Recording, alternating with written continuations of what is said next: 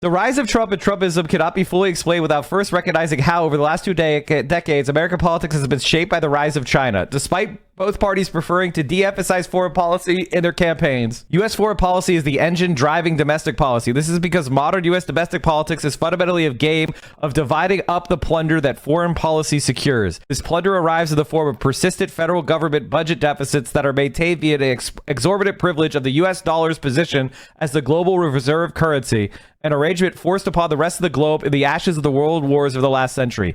Since World War II, the unilateral global arrangement has been maintained through a mixture of brute force, monopoly control of global institutions, and a healthy dose of quid pro quo with its junior partners that comprise the Western world. In the same way that domestic politics is downstream of U.S. foreign policy, elections are downstreams of real disagreements among factions within the U.S. bourgeoisie. The two political parties represent the diverging PR strategies by which empire is sold to the underclasses.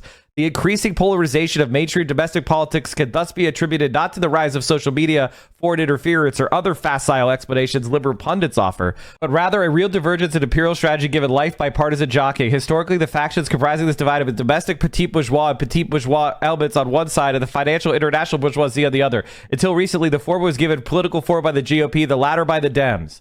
But over the past year, the tech giants that account for a sizable portion of the Dem Party backing appeared to switch sides and coalesce their support around Donald Trump. What caused the sudden shift? In a word, China. China represented both a massive labor and manufacturing hub for U.S. outsourcing and a massive consumer market for U.S. branded goods.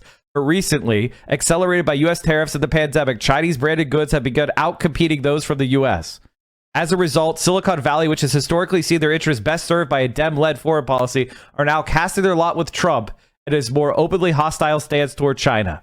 Musk's open campaigning for Trump really makes sense in light of his correct anticipation that China's domestic manufacturers will rapidly overtake Tesla as the worldwide leader in EVs.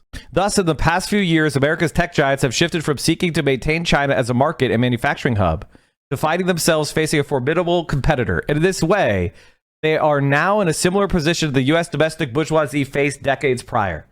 With both major factions, the U.S. capital now under increasing threat of competition from the same source, capital is unified in backing the horse they believe has a winning strategy: open confrontation with China. And by the way, the libs agree with this. The Dems, it's bipartisan consensus, by the way.